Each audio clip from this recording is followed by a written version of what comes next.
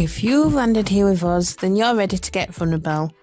You want, like us, to normalise mental health conversation, and you believe that being open and honest is the key to more acceptance and more understanding.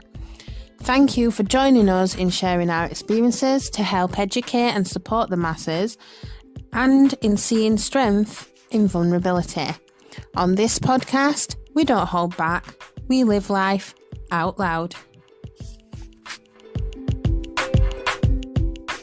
Hey, hi, hello. I'm glad you're here. Thank you so much. I hope you're ready to dive deep. Sometimes the topics we cover can be a bit heavy, so please take time to look after you. And I hope you get something valuable from today's episode. Wherever you're listening, be sure to like, share, subscribe, do all the things. Put your thoughts in the comments. After all, your voice matters. Stay loyal to yourself today. Mwah. Welcome, everybody. I'm so glad that you all managed to get over here and find us okay. And I'm here with Kristen Blair, also known as Pinup Rising. What does mindset mean, basically? Kristen, I'll let you go first since we couldn't hear much more side of things beforehand. Awesome. Okay, this is great. It's practice, right? So for me, mindset is all about being able to be aware of the thoughts and feelings that are kind of happening within my mind and within my body, and how they relate to the activities that are happening kind of outside of my body. And so when I think of mindset, it's really for me like that baseline of like, where do my thoughts naturally reside? So we were kind of talking about how like trauma can really affect your mindset and put you into a place of like that lack mentality, or not feeling worthy or feeling capable. And so really just knowing that like your mindset is something that can change, but it definitely takes thought and intention to be able to motivate it and encourage it into the spaces where you would prefer to see your mindset to be. Yes, definitely.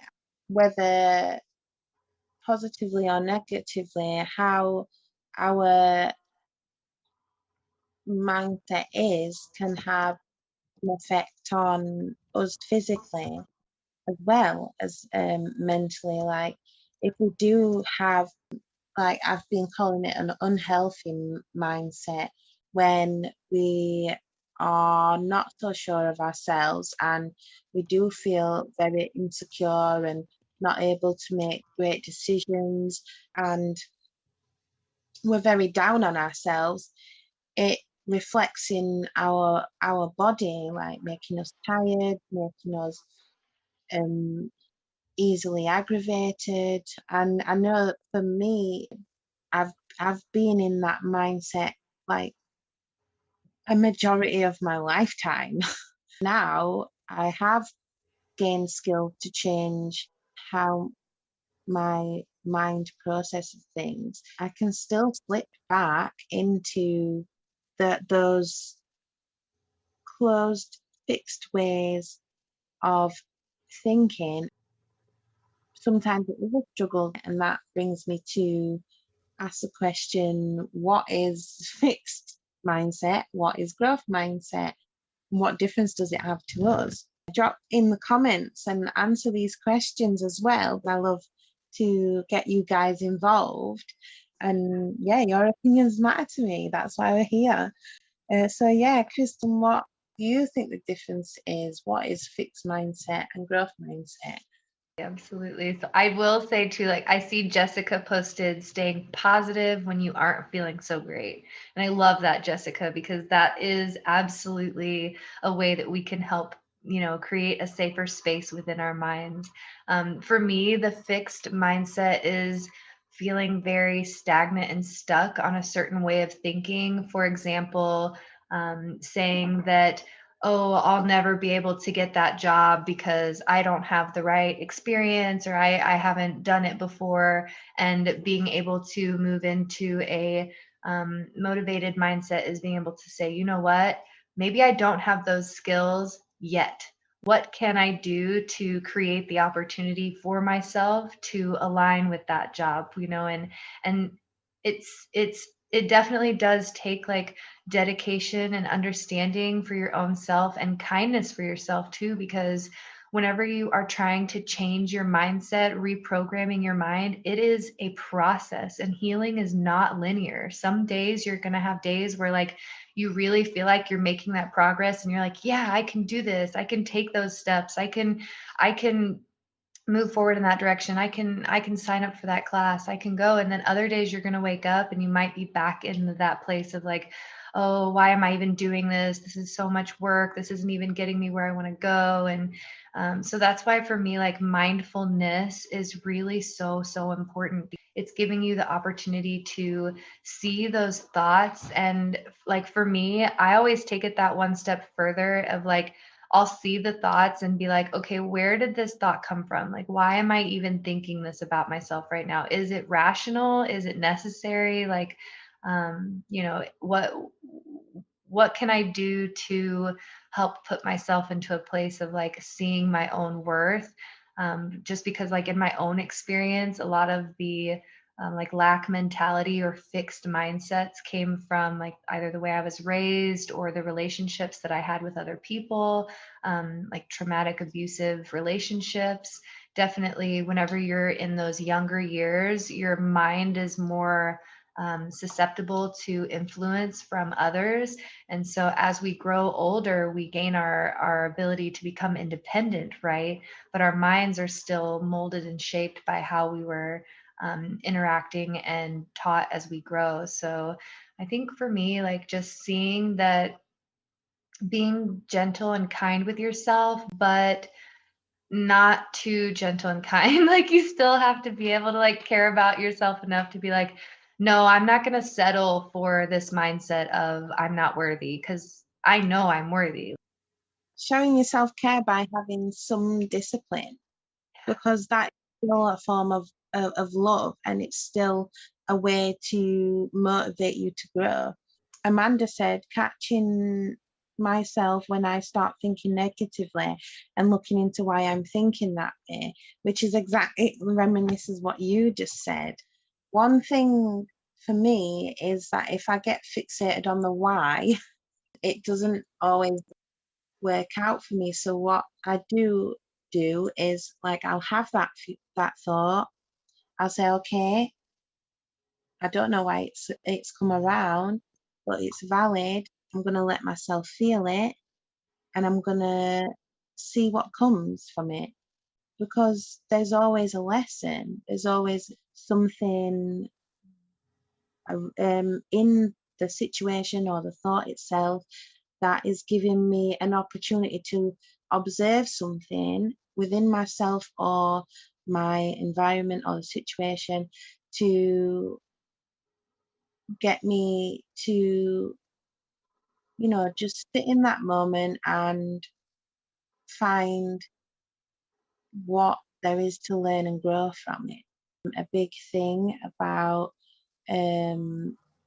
mindfulness is just being aware that we have these thoughts and it's not a bad thing. The word negativity really puts a negative spin on stuff, It makes us think that we have to run away from it or hide it away and put it under covers, basically. And, that in itself creates this fixed mindset of, oh, we just put it to one side and never, ever bring it back up to the surface again until you've done that with every moment and every situation and every thought, and then it overflows. And thus we experience depression, anxiety, low mood, fatigue, uh, stress overload, all these kind of things. Pisces psyche, says, I'm in DBT therapy right now, and that's taught me to ask, is this effective for me right now, or is this serving me right now? Yeah, that's exactly the kind of thing that I'm talking about. Like, I'm aware that this sort is happening.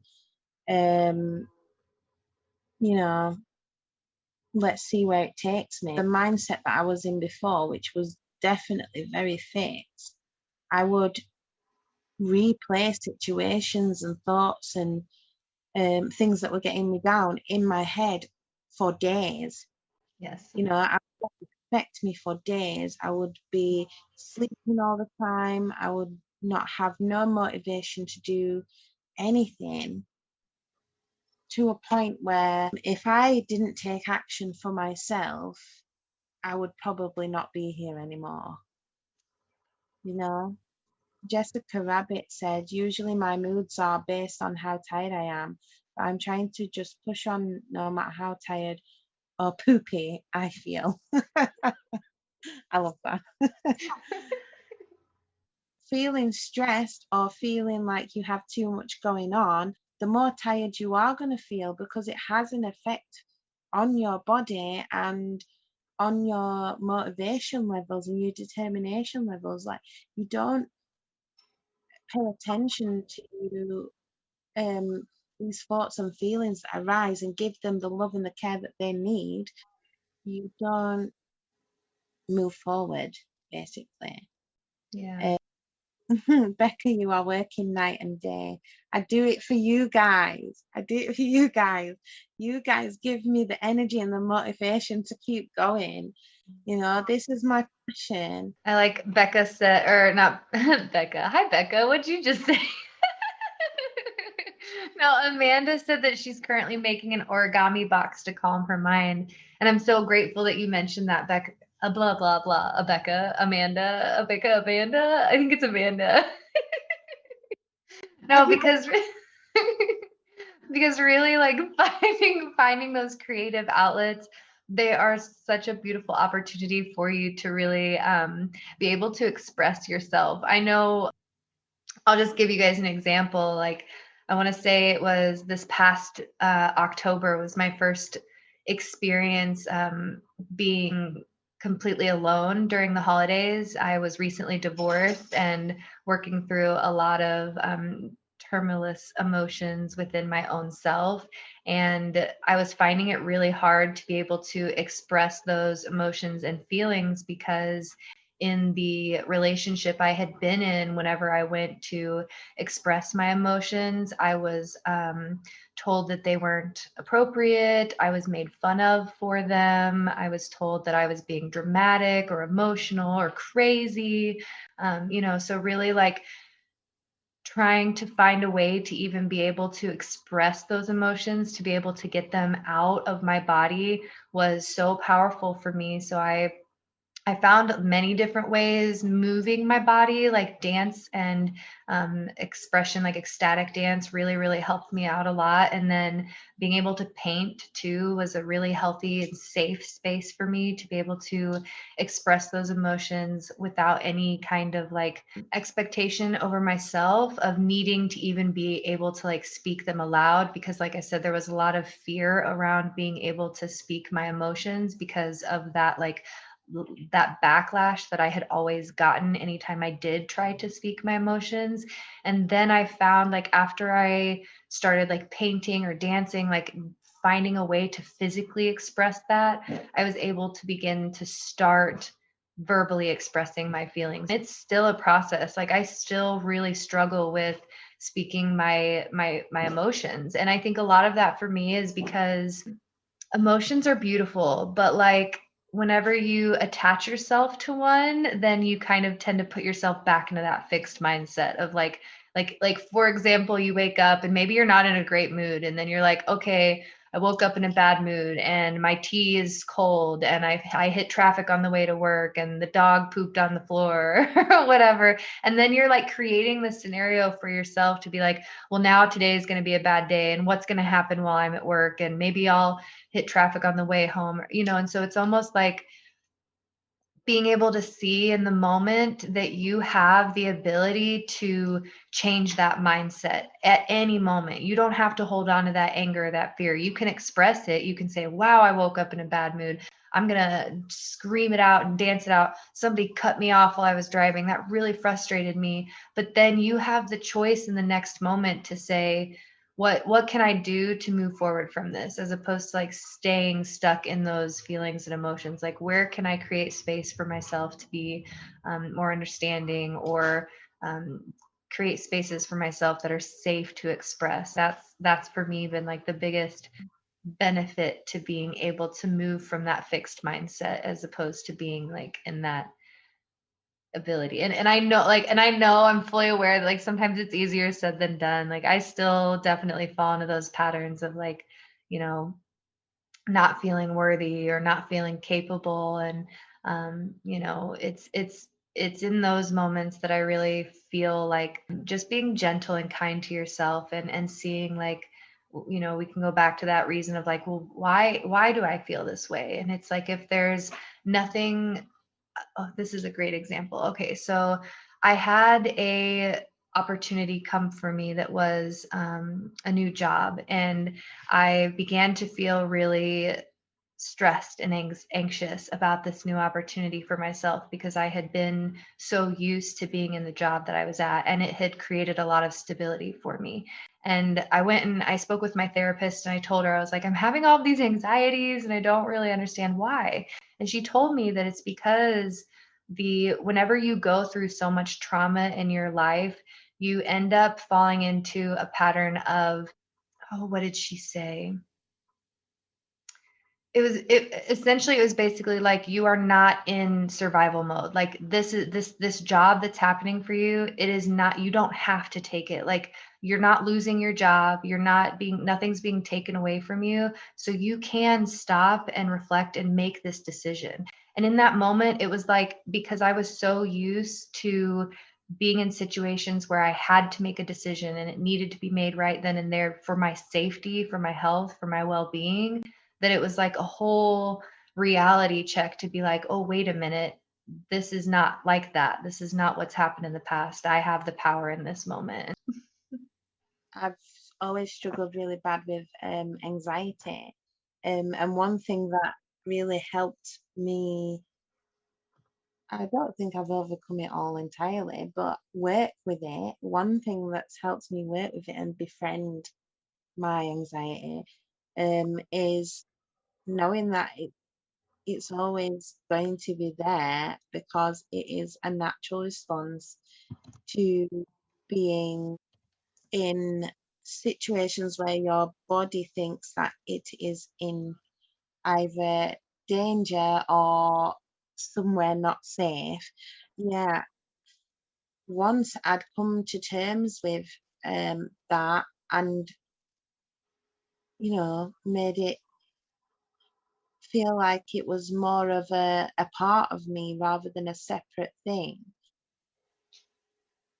Like, I made it like a conscious decision to be aware when it comes, and this is a great segue into talking about how what we've learned along the way to shift our mindset into a more growth and caring place. And some people have mentioned in here, like hot showers, dancing, gardening, meditation, and then yeah, Amanda says letting the feeling pass is the hard part. And yeah, that is definitely the one thing that has been hard for me, sitting with it and letting it just go by. But I have definitely seen a big difference how I handle those emotions now to before I started trying finding techniques that worked for me. And the first place that I started was with affirmations and gratitude. And yeah, so every day I made it like a challenge for myself, that every morning before I got out of bed, I would think of one thing to be grateful for, and an affirmation. And I didn't even realize the day that came when my mind had totally changed, because I got that much into the routine of doing it. And it was just, at first, it came really difficult where I was like searching for things to be grateful for. Like, after about a week, I was like, I'm grateful for opening my eyes. And especially like showing love to parts of myself that I really wasn't comfortable with. Like, I would make it a thing that I did my affirmations in the mirror. So I'd be like, I love my chicken wings. I wouldn't Oh, want chicken wings. Look at it to feel, I wanted to, for my self, my heart to hear that every single bit of me is worth it. Every single bit of me is beautiful. It might not be what everybody else pictures as beautiful, but to me, I know myself. And gratitude and affirmation showed me that, acceptance for myself was the most important thing for my growth and for me to carry on being who I am in order to benefit other people as well. So I don't know, like what that was my first step. And then because of that, I started to remember the things that I enjoyed doing that fed my soul and brought me real joy, like doing art, drawing. I enjoy drawing uh, cartoon characters. I enjoy drawing abstract things. I enjoy poetry. I used to do that a lot as a kid, and I got back into doing poetry and using it as because I'm not very good at remembering to journal. I'd go way to journal. That's how I started doing it. So anytime I had any great feelings that I didn't feel like I could process without immediately having an outlet, I would get it down into poetry. And it sparked back my imagination as well. And I started to see more beauty in the things around me and the moments that I was having. And it just was like a massive snowball effect. yeah. Yeah. So for me, I just because of like, all just like probably I'd say about 8 years of like back to back consistent trauma. There was like a really baseline mindset for me that was severe like anxiety and depression, and it was just like it didn't matter what I tried to do, that emotion felt like it was always kind of like stuck in my throat and not able to move and like heavy on my chest. And for me, it I don't know if somebody mentioned this in the comments or if you mentioned this when we started, but it really was like the reason why I changed my mindset was because I had no option. I got to a place where I didn't want to exist anymore. Every day, all the time, just consistently, tearing myself down, not being able to find that love for myself. And it just got to the point where it was like, Kristen, you have to do something because this clearly is not working for you. I was in like a place of basically like going through the motions in life. Like I had learned how to function by actions, but I wasn't necessarily functioning mentally. And so I actually put stickers, like little post-it notes, all over my house, one on the fridge, one on the mirror, one on my dresser, one by my bed, like everywhere that I knew I would go every single day so that I would see them. And they would be like, one of like the one, my favorite one says, "You are golden, girl." And like that one, like that's where I brush my teeth. So it was like every day whenever I'd go to brush my teeth, I'd see the little sticker that says like, "You are golden." It's like little stuff like that. Or whenever I go into the fridge, I've got one that says, "You can fight your own battles. You are strong." It just being able to see that stuff, even though at that point in time, I wasn't even saying it out loud. It was just like subconsciously feeding myself that motivation. And then it got to a point where I could actually be like, okay, maybe I'm going to say it when I wake up and be like, you are golden, you are powerful, you can do this, you are worthy. And then really, starting from a place of like, I am worthy, I am powerful, and then going to a place of like actually being able to feel it and say, no, I am powerful. And then I'm tapping on myself because like that's the EFT tapping, which for me really coded those affirmations into my body. It's funny because it's actually a technique that I learned in EMDR therapy, which is a whole amazing thing. If you guys have trauma of any kind, like please do EMDR because it's super amazing. I was just looking at the comments, and a lot of people's reasons for changing their way they think is because of their children. And yeah, I'm the same. Like, my kids kept me going. I realized that my mental health, the way that I was thinking and feeling, even though I wasn't intentionally meaning for it to, it was having a big effect on my kids, because I was there, but I wasn't there. I wasn't modeling great ways of coping with situations and stress and feelings. I wasn't speaking and using my voice Yeah. to communicate how I felt.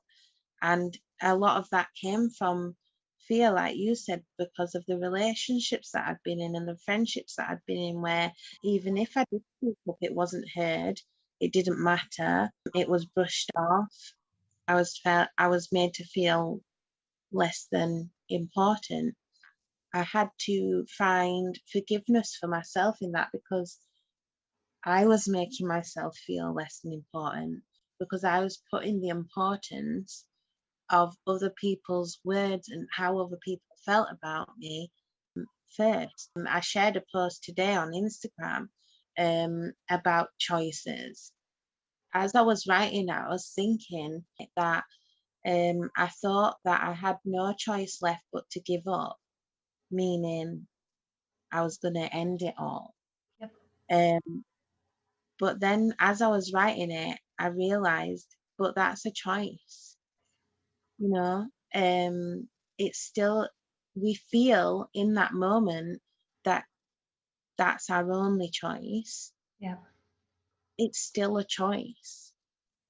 There's so much strength in vulnerability.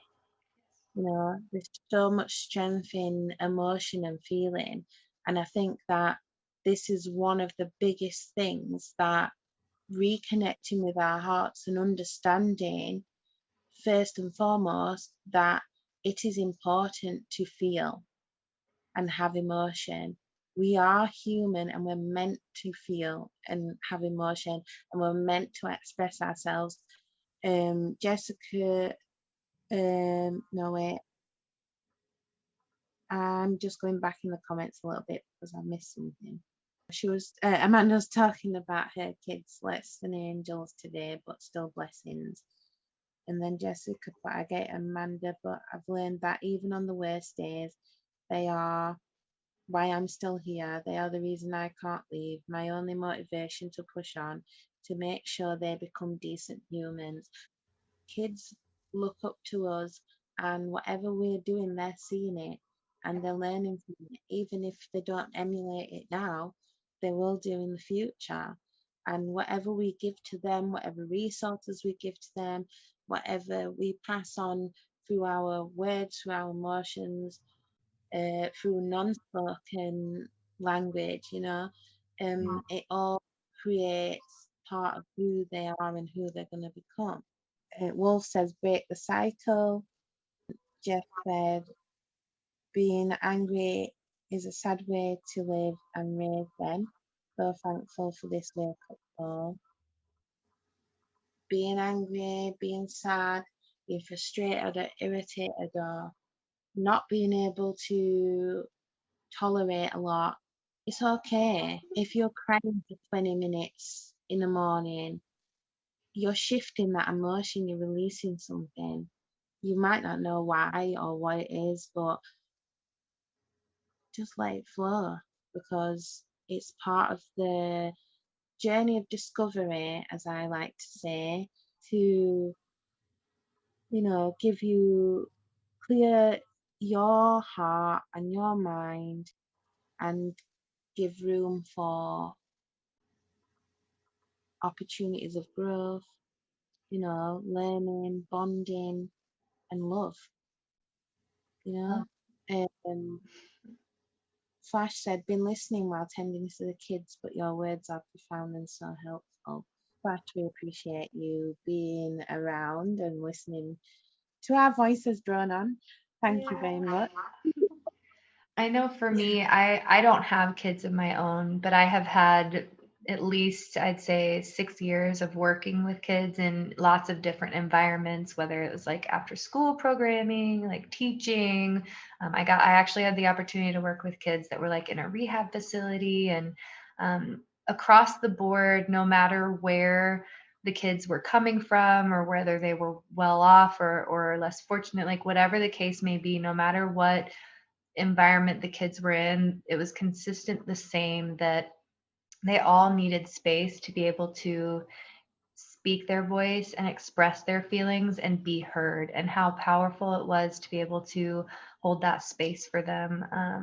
And I think too, like, I can reflect back to my own childhood of times where maybe I was angry, and I would be expressing my anger in a way that wasn't deemed appropriate, and so then I was like redirected to act a different way. And so then that kind of like taught me to be like, oh well, whenever I act angry, then that's bad or that's wrong. But I really believe that our anger, our frustration, our annoyance, like whatever those like more negative emotions are, they're our greatest teachers, because those emotions wouldn't be coming forward if there wasn't something that life is trying to teach you. And I know for me, whenever it's like the stronger the emotion, the louder the universe is being like trying to get me to see, like, yeah, you know what? You wake up every day and you feel angry about the situation. What, why do you feel angry? Like, get curious about your emotions and look into them and see, like, rather than being frustrated with yourself for feeling a certain way, hold space for it, but then allow yourself to take that next step to say, okay, I see I'm angry. Why am I angry? And if you don't know why you're angry, that's okay too. Like, just holding space for yourself to be able to express, because, it's like I said, there's not a lot of safe spaces that society normally creates for people to be able to express those less than desirable emotions. And I think that if we can get to a place where we can express our emotions safely and in a place that will be received and heard, even if it's like maybe nothing comes out of it, but you just feel more empowered from being able to express those emotions, holding spaces for the kids to be able to do the same. Like, I know when I worked with when I worked with the 2-year-olds, they would be throwing a fit and crying on the floor, throwing their toys, and I would go over to them and I would just get on their level and, look them in the face and say, what are you feeling right now? And then, they kind of stop for a minute and they look at you and they're like, oh, and then, if they have the ability to like express their words, then they do. And then they move on and they feel better. And, if we can create that space for children to be able to have that at that like young level, how amazing is it going to be when they grow into these adults that know how to express themselves without having to like go through that process of being like, oh, it's safe for me to express, it's okay for me to express. Like, yeah, I also too just wanted to speak on like expressing it, but then not allowing yourself to get stuck in it. I have a tendency to be like, okay, I'll feel anger, and then I'll be like, I'll look at it and I'll express it. But then like that anger can sometimes hold its place in my heart, and I'll be like walking around with anger even though I've expressed it, because the problem hasn't changed or nothing came from me expressing my anger. Rather than using that to like be deterred and like continue holding that anger, like see the places where you can become empowered by it. And if you find yourself in a loop of negativity or thought processes that are less than helpful for yourself. One of the things that was really, really powerful for me was like as soon as I wake up, just like the moment I open my eyes, I have morning affirmations that I have playing out loud. I'm not quite awake enough to like start saying them, but even just like having it be something that I'm hearing, like I said, your subconscious mind will hear that stuff and it will start to internalize it. Yeah, I mean, affirmations don't save, they don't save everything, but they can at least give you a moment of like temporarily relief from those overwhelming spaces and, making connections like what you and I have, where we know we can express ourselves safely and, it's okay to have a bad day. And it's like, I know that if I'm having a bad day and Becca calls or she gets on my Zoom and I'm like not having a good day, I know that I'm still going to be loved and I know that I'm still going to be accepted. And the more we can create that for people, I think the better everyone's going to end up. Yeah, and give everyone a space to be able to express freely in their own ways and have a choice in how they want them spaces to be used as well. Not everything's going to be sugar coated, and we're not going to hold anything back. We're real, and we want everyone to be able to, express freely and, safely and feel supported in doing so. It's so needed right now, even just being silly, not having to think about what's going on in their daily lives, because they're just connecting with other people that they can be freely them around and show parts of themselves to each other that maybe not be accepted in their outside world, helping them to grow into an understanding of their own emotions, and how to utilize positive outlets. I'm blown away with like this discussion and how we've been able to reach different aspects of what our mindset was, how it's changed, how it's developed and grown, what kind of things we've done to get there. And I feel like anybody like tuning into this now and in the future will be able to take something away and say like, oh, I might try that and see how it works for me, and that's the point, is to give you guys something to be able to develop and grow in your own way, because not everybody's the same. One thing that works for me might not work for Kristen, and vice versa.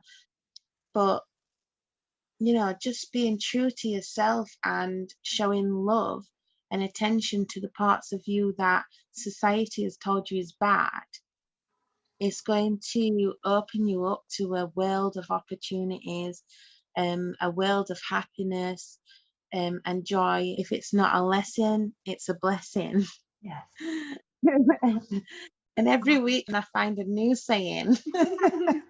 Absolutely. That's what, it's like it's your choice to see it as a lesson and a blessing, like you could choose to think about it as, okay, that opportunity didn't happen. What can I learn from it and where can I move in a new direction? It's like it's finding that acceptance, but not allowing it to defeat you. And I wanted to speak to, they've been talking in the chat about medication. Becca, if it's okay for me to discuss, is that all right if I speak on it? Okay, I just wanted to make sure that she's like, what are you? Yes. Well, I'm not a doctor and I don't want to I am not like qualified to give medical advice. So I'm just going to put that out there. But I can say from my own experience that, I used to be on 10 different medications a day to manage depression, anxiety, bipolar, PTSD, ADD. The list could go on. We could go on forever, all of the diagnoses, but like I can really understand that feeling of like not wanting to be on medication. For me, whenever I was on all the medications, I wasn't able to feel anything. However, it was so necessary for me. I would not take back being on those meds for anything, because had it not been for me being on those medications, I don't know that I would be here with you guys today, because they stabilized me. They got me to a place of being able to work through my trauma at all. If you're on medication and you're struggling with wanting to get off of it or move in a new direction, I just really encourage you to talk with your doctor and work out a program. Say, hey, this is my goal within the next year. I want to be off of this medication. What can I do to be able to get there? And then give yourself the opportunity to take those steps. And if like being on the medication is what you need, hold space for that for yourself, and try not to be like hateful or judgmental. It's okay to rely on other things to be able to move you through. At the end of the day, your safety, your health is of the utmost importance. Just because you want to be more clear-minded, or you want to see clearer, or you want to be more connected, it's a topic that's very close to my heart, because I know for myself, like, I am so grateful that I'm off of all of those medications. I can tell you I have successfully moved from being on all those meds to only being on one, and it's my heart medication. So I kind of have to take that one, but like,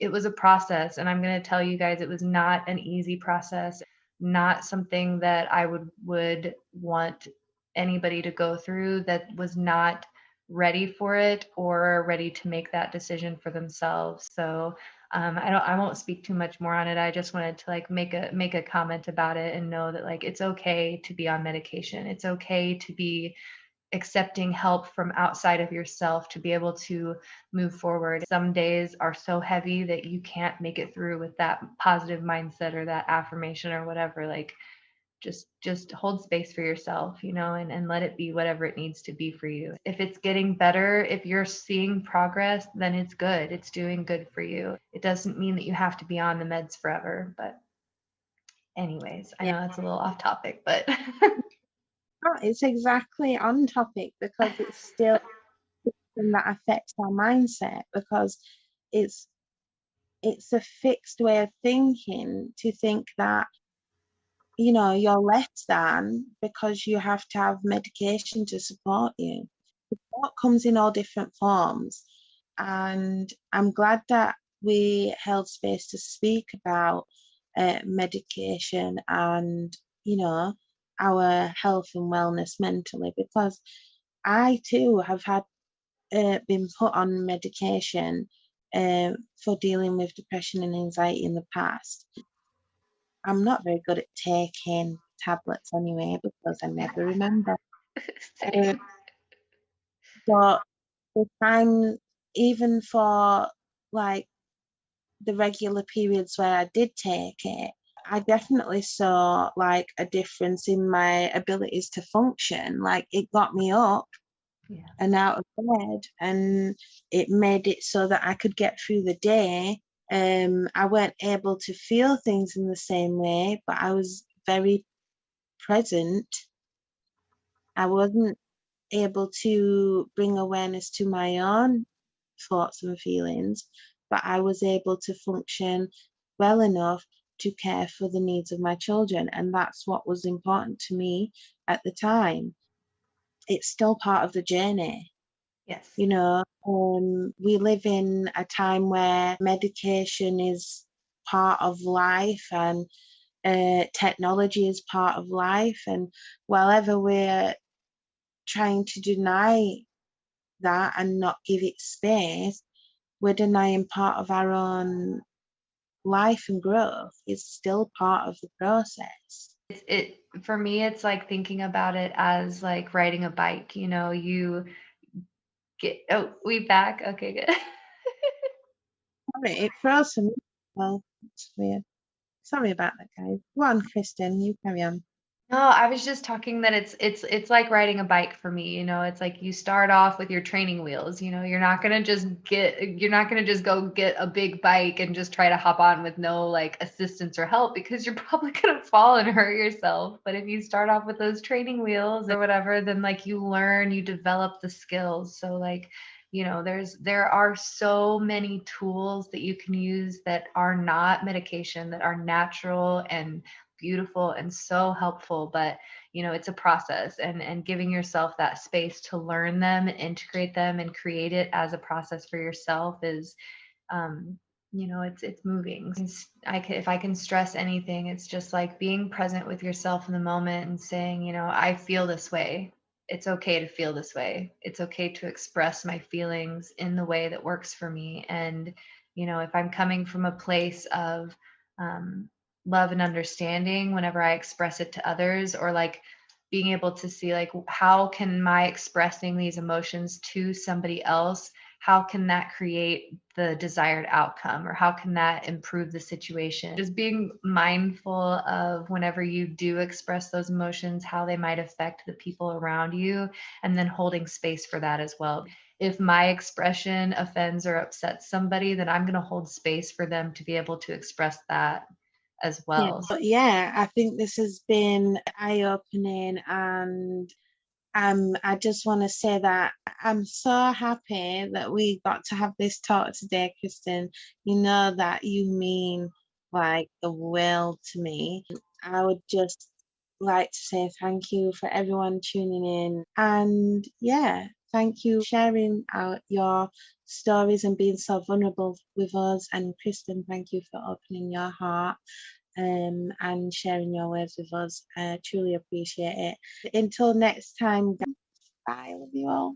Bye.